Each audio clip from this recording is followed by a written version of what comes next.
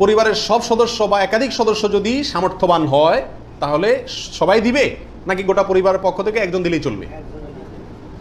নবী আলাইহিস সালাম থেকে এক্ষেত্রে একটা হাদিস বর্ণিত হয়েছে, যেটা একটু আগে আপনাদেরকে শুরুতে আমি শুনেছি, মুসনাদ আহমদে বর্ণিত হয়েছে এবং আরও অনেক হাদিসের কিতাবে কাছাকাছি হাদিস বর্ণিত হয়েছে। নবী আলাইহিস সালাম বলেছেন যে প্রত্যেক পরিবারের উপরে একটি কোরবানি জরুরি, প্রত্যেক পরিবারের উপরে উযহিয়াতুন একটি কোরবানি জরুরি, আলা কুল্লি আহলি বাইতিন এই ধরনের শব্দ তিনি ব্যবহার করেছেন, প্রত্যেক পরিবারের উপরে। এই হাদিস থেকে বোঝা যায় কোরবানি এটা এক পরিবারে একাধিক সদস্য যদি হয় সামর্থ্যবান, তথাপি যিনি মূল কর্তা তিনি দিলেন তাহলে সবার পক্ষ থেকে হয়ে যাবে।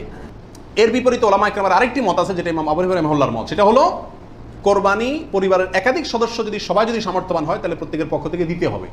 ওনার যুক্তি, উনি বলেন নবী আলাইহিস সালামের ওই হাদিস, যে হাদিসে তিনি বলেছেন যার সামর্থ্য আছে আর কোরবানি দেয় না সেজন্য ঈদগাহে না আসে। এখানে যার সামর্থ্য আছে প্রত্যেক ব্যক্তিকেই শামিল করে এই নির্দেশনা। বিষয়টা গবেষণামূলক, উভয় পক্ষেরই দলিল এবং যুক্তি আছে। তো এক্ষেত্রে সতর্কতামূলক মত যদি অবলম্বন করি আমরা, তাহলে প্রত্যেকেরই যার যার সামর্থ্য আছে তার পক্ষ থেকে করা যেতে পারে, এবং করলে সমস্যা হবে এটা কারোর মতেই নাই।